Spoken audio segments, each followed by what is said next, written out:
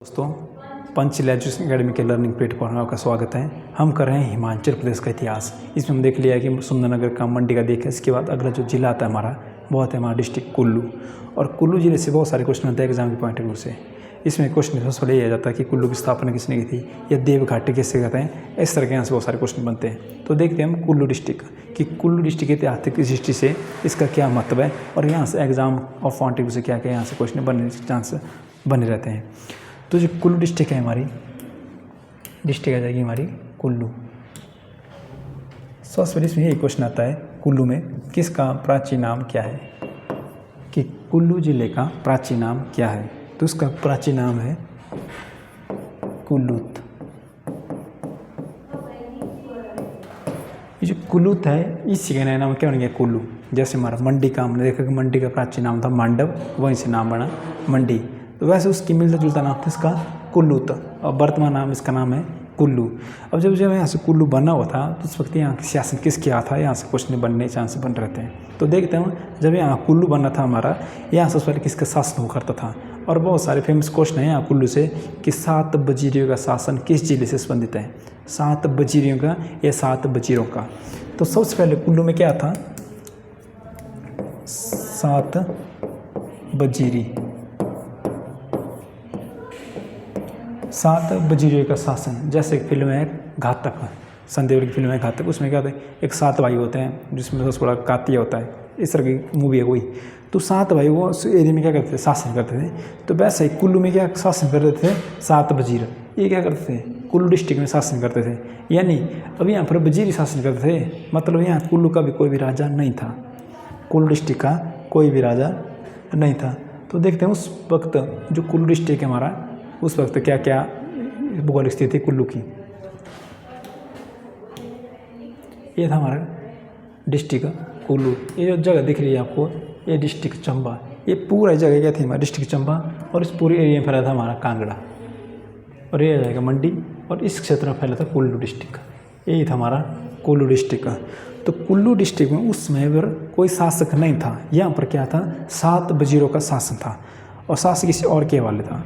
तो देखते हम यहाँ जो प्रथम संस्थापक कौन था कुल्लू रियासत का, जिसके आधार पर यहाँ पर शासन व्यवस्था चली। और यहाँ से एक क्वेश्चन और आता है कि हिमाचल प्रदेश की सबसे पुरानी रियासत कौन थी। बहुत ही प्रसिद्ध क्वेश्चन है कि हिमाचल प्रदेश की सबसे पुरानी रियासत कौन थी। बहुत ही पुरानी रियासत त्रिगर्त, जिसका नाम कांगड़ा है। और दूसरी सबसे प्राचीन रियासत वो थी हमारी कुल्लूत रियासत, जिसका प्रमाण महाभारत में मिलता है। महाभारत में भी इसका क्या उल्लेख मिलता है, महाभारत में, रामायण में, बहुत सारी में कुल्लू डिस्ट्रिक्ट क्या मिलता है, उल्लेख मिलता है हमें। तो 7 वजीरों का शासन करने वाला जिला जाएगा हमारा कुल्लू। इस वक्त यहाँ पर एक नॉर्मल जैसा इंसान आया था इलाहाबाद से, जो कि धीरे धीरे बाद में यहाँ का शासन संस्थापक बन गया। जैसे यूपी बिहार से यहाँ पर क्या आते हैं, लोग काम करने आते हैं। अगर हम उनको ऐसा बोल दें उनके हाथ देख कर कि आप धीरे धीरे से हिमाचल क्या बन सकते हो, राजा बन सकते हो, तो ये बहुत अजीब लगी ये बात सुनने में उनको।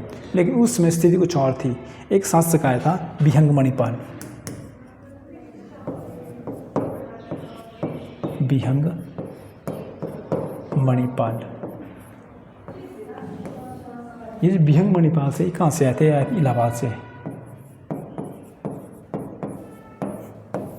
और इलाहाबाद का नया नाम क्या है वर्तमान समय में, प्रयागराज।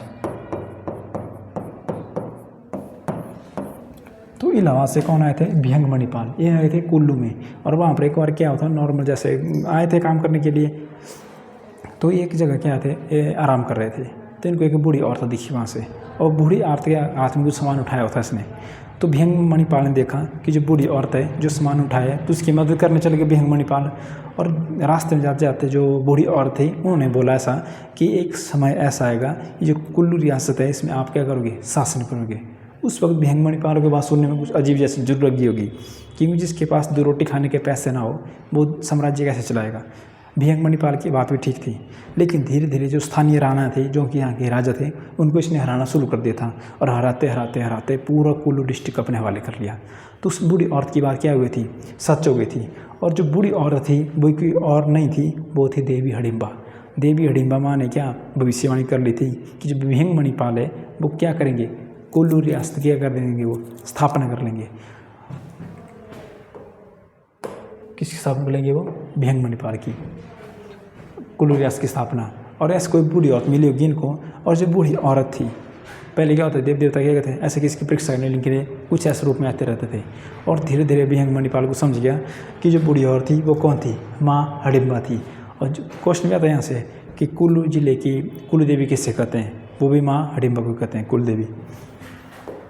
तो यहाँ से क्वेश्चन क्या बनता है, यहाँ से क्वेश्चन बनता है कि कुल्लू की स्थापना किसने की थी। ये थे संस्थापक। तो कुल्लू रियासत के संस्थापक कौन थे, विहंग मणिपाल थे। और धीरे धीरे अपना काम करते गए। इसके बाद अगले शासक आते हैं, वो आते हैं राजेंद्र पाल। ये क्या थे, कुल्लू के अगले शासक थे। अब इनके समय में क्या होता है, एक इनकी समय में एक जगह है मनाली, मनाली की जगह है कोठी। जो कोठी क्षेत्र था ये कुल्लू जिले का सबसे उपजाऊ क्षेत्र था। यानी इस कुल्लू रियासत में अगर सत्ता चलानी होती है तो सबसे इम्पोर्टेंट है कोठी। अगर इसमें कब्जा हो गया तो समझ लो कि कुल्लू का जो शासन व्यवस्था अच्छे रूप से चलना शुरू हो जानी थी। लेकिन यहाँ के जो शासक थे उनके क्या था, कोई पुत्र नहीं था। उनकी क्या थी, एक मात्र एक पुत्री थी, एक लड़की थी। और लड़की कौन थी वो, और रूप सुंदरी। ये क्या थी, उस जो कोठी एरिया था वहाँ के राजा की क्या थी, पुत्री थी। अब राजेंद्र पाल ने इस चीज़ का मौके का फायदा उठाना सोचा कि मैं क्या करूँगा, अब यहाँ तो पुत्री है, इसकी शादी कहीं और हो जाएगी और मैं कोठी में क्या आक्रमण कर लूँगा और कोठी जो एरिया है उसको अपने साम्राज्य में शामिल कर लूँगा। लेकिन जो यहाँ की जो रानी थी वो होती क्या थी, योग्य शासिका थी। और इसने क्या किया, राजेंद्र पाल के इतने भी सैन्य पद जिनको भी भेजता रहता, वजीरों को भेजता रहता था कि हमारे साम्राज्य में शामिल हो जाओ, उनके साथ क्या करती थी, मुकाबला करती रहती थी। रानी कौन थी, रानी हो जाएगी रूप सुंदरी। और जो रूप सुंदरी थी, राजा कौन था जिसके ऊपर इस एरिया की जो नज़र थी, राजा हो जाएंगे इसमें राजेंद्र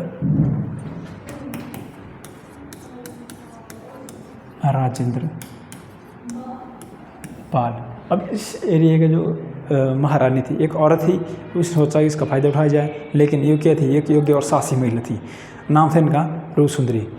धीरे धीरे इनके क्या किया, इन दोनों में क्या होता गया, युद्ध होते गए। अंत में जो राजेंद्र सार का एक पुत्र था, उस पुत्र की शादी इसने इस रानी से करवा दी थी और दोनों में क्या वैवाहिक संबंध स्थापित हो गए थे। लेकिन आरंभ में इस रानी ने अपने साहस का क्या किया था, परिचय दिया था कि शासक को राजेंद्र पाल को। अगला शासक आते हैं इसमें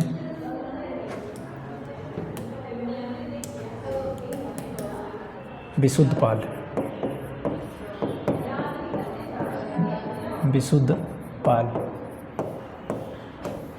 इन्होंने क्या किया, जब कुल्लू रियासत की स्थापना हुई थी, कुल्लू रियासत की स्थापना उस वक्त राजधानी थी कुल्लू की जगत सुख।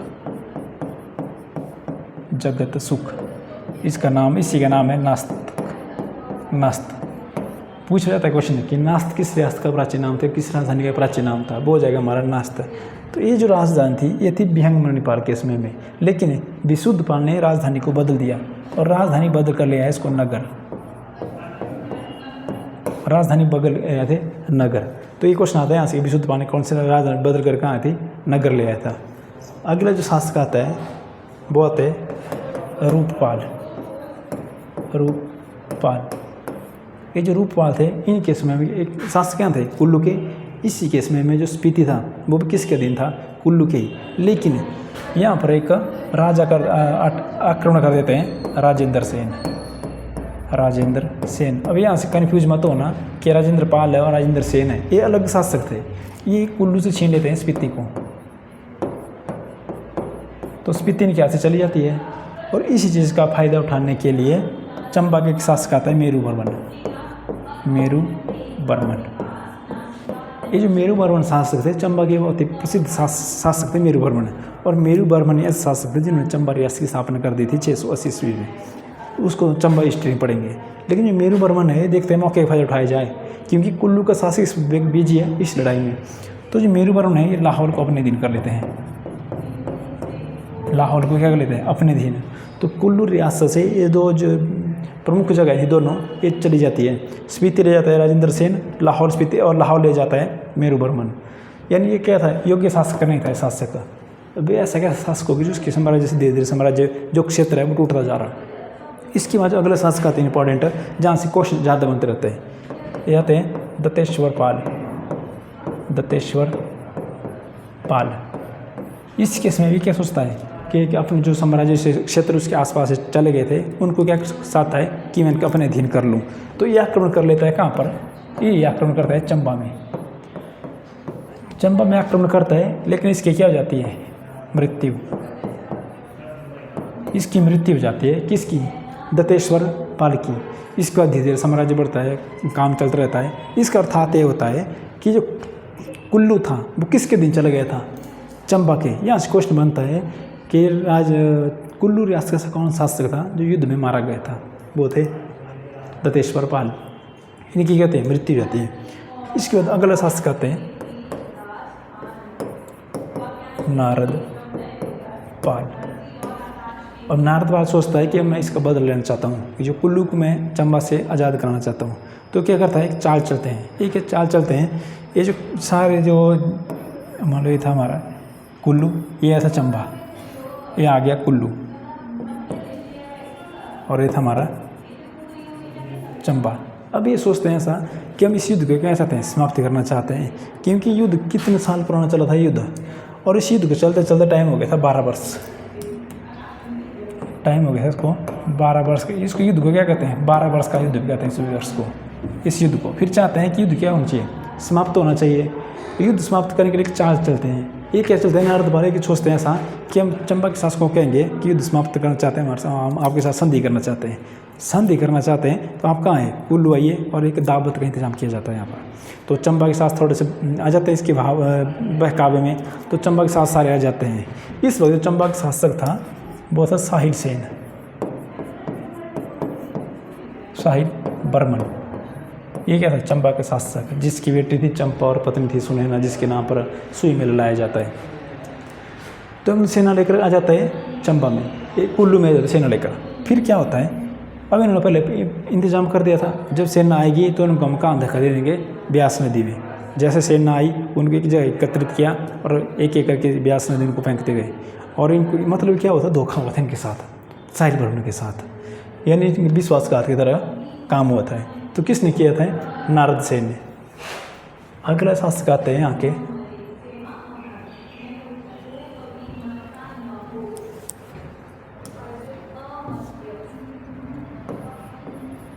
उद्धर्वपाल।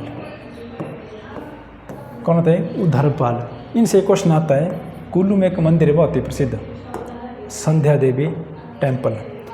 कि संध्या देवी टेम्पल किसने बनाया था, बहुत प्रसिद्ध मंदिर है, यानी पूर्वोत्तर भारत का एकमात्र मंदिर, उत्तर भारत का एकमात्र मंदिर संध्या देवी मंदिर है। किसने बनाया था, बनाया था उद्धर्वपाल ने। बस यही क्वेश्चन इसमें इंपॉर्टेंट है कि उद्धर्वपाल ने कौन सा मंदिर बनाया था।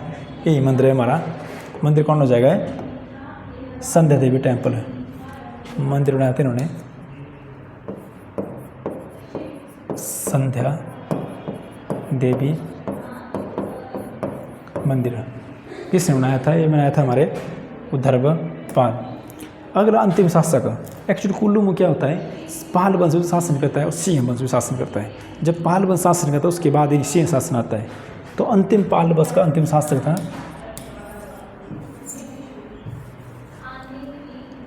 कैलाश पाल। कैलाश पाल ये क्या होते हैं, अंतिम पाल शासक, अंतिम पाल शासक। इसके बाद क्या होता है, 50 लगभग 50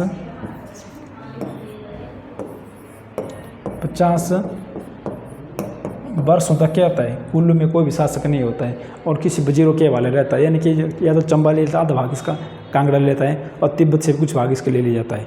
तो मतलब कांगड़ा में, कुल्लू रियासत में ऐसा कोई भी शासक नहीं हुआ जिसके बाद अच्छे ढंग से शासन कर पाया। इसका जो अगला शासक आते हैं वो आते हैं बहादुर सिंह। बहादुर सिंह। अब देखो ना, यहाँ पर शासन चेंज हो जाता है, बीच इनका जो सब टाइटल होता है। अब यहाँ पर कौन आता है, सिंह। अब ऐसे बात नहीं है कि कुछ और जिले की बात हो रही है, जिला कौन है, कुल्लू ही। शासक आता है यहाँ पर सिंह वंश आ जाता है, वह राजा यही थे। क्वेश्चन क्या था यहाँ से, इन्होंने किस मंदिर का निर्माण कराया था, हिडिंबा देवी। हडिम्बा देवी मंदिर का निर्माण। इंपॉर्टेंट क्वेश्चन है कि हडिम्बा देवी टेम्पल का निर्माण किस शासक ने कराया था? ये कराया था बहादुर सिंह ने। और क्वेश्चन क्या था यहाँ से कि किस साल कराया था? यह साल ईयर पूछ जाएंगे। 1553 ईस्वी में किस मंदिर का निर्माण? हडिम्बा देवी का निर्माण।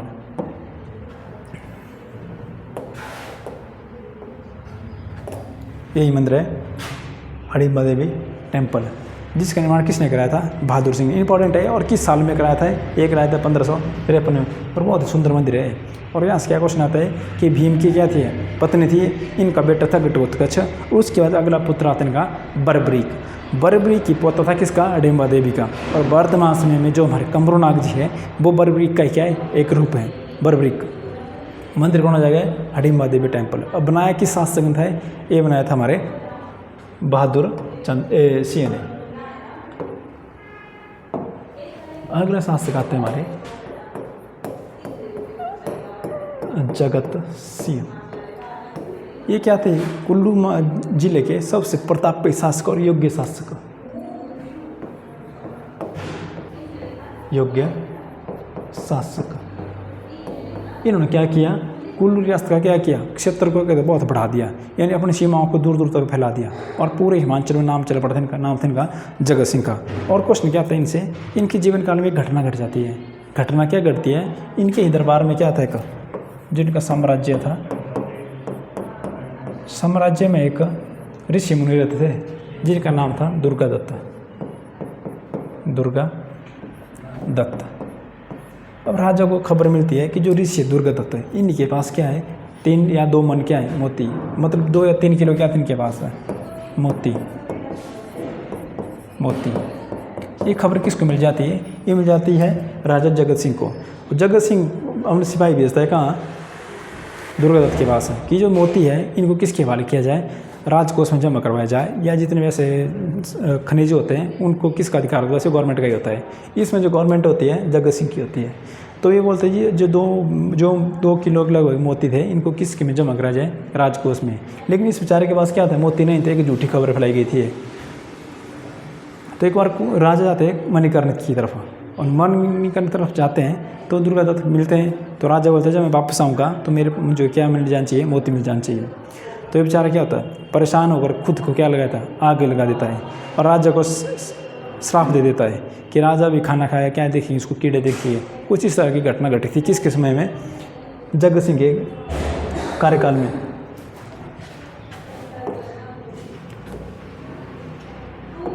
अब जो ऋषि थे इनका नाम इंपॉर्टेंट हो जाता है यहाँ पर। ऋषि कौन थे यहाँ पर? ऋषि थे यहाँ पर दुर्गा दत्त। इनके आश्रम में बोला जाता है यहाँ पर क्या इन्होंने मोती छुपाए हुए हैं। लेकिन राजा के दबाव के कारण ये अपनी जो कोटियाँ होती हैं उनको क्या लगाते हैं? आग लगा देते हैं। राजा को अभिशाप मिल जाता है। जब भी राजा क्या करेगा? खाना खाएगा तो उसको क्या दिखेंगे? खाने के रूप में कीड़े ऐसे ये दिखेंगे इनको। तो इस तरह राजा को क्या हो गया? अभिशाप से मुक्ति चाहिए थी राजा को। तो राजा परेशान रहने लगे, क्योंकि राजा को समझ आ गई थी कि जो ऋषि थे वो सही कह रहे थे, ये सच बोल रहे थे कि उनके पास क्या मोती नहीं है। तो इन्हीं के समय में फिर से क्या होता है? दरबार में एक और ऋषि आते हैं।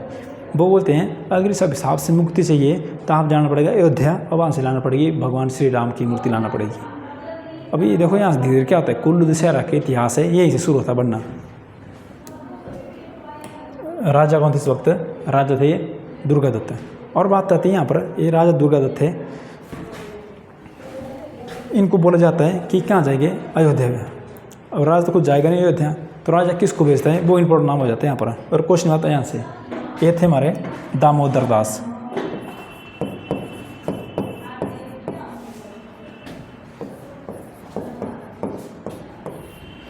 तो दामोदर दास कहाँ चले जाते हैं? अयोध्या। और अयोध्या के यहाँ वर्तमान समय में यूपी में अयोध्या चले जाते हैं, और वहाँ से एक मूर्ति ले जाते हैं। मूर्ति ले जाते हैं किसकी? रघुनाथ जी की। रघुनाथ की मूर्ति। और यहीं से क्वेश्चन बनना शुरू हो जाते हैं। ये मूर्ति आती कब है? कुल्लू में। ये आती है 1653 में। अब याद रखने की ट्रिक है इसकी, क्योंकि इसके 100 साल पहले, इसके 100 साल पहले यानी 1553 में क्या हुआ था? हडिम्बा देवी टेम्पल का निर्माण किया गया था। और अब आती है 100 साल बाद की बात। अब यहाँ पर क्या हो रहा है? मूर्ति आ जाती है कुल्लू में। 1653 में। अब बुलाता मंगवाता कौन इसको? राजा जगत सिंह। लाने कौन जाता है? हमारे दामोदर दास, और दुर्गा दत्त के कारण तो सारा होता है। इसके बाद आता है कि कुल्लू दशहरा हर साल मनाना शुरू होता है कब से? 1660 से। क्या मनाया जाता है हर साल? दशहरा। और जो दशहरा होता है इसमें रघुनाथ मूर्ति की क्या कहती है मेले में लाया जाता है, और बहुत ही प्रसिद्ध है कुल्लू का दशहरा। अंतर्राष्ट्रीय दशहरा कौन है? हमारा डिस्ट्रिक्ट कुल्लू का। और आप देखो कुल्लू दशहरे में एक पिक्चर बहुत वायरल होती है इस पिक्चर, क्योंकि बहुत भीड़ होती है यहाँ पर कुल्लू में। और ऐसा एक रथ लाया जाता है, इस रथ के अंदर की मूर्ति रखी होती है, ये मूर्ति हमारे रघुनाथ जी की। और वहाँ पर एक मंदिर बना है, भव्य मंदिर राम भगवान का, रघुनाथ टेम्पल है। ये किसने बनाया था? ये बनाया था हमारे जगत सिंह ने। तो ये थे कुल्लू के रघुनाथ। इसके बाद जो अगले शासक आते हैं वो आते हैं मानसिंह।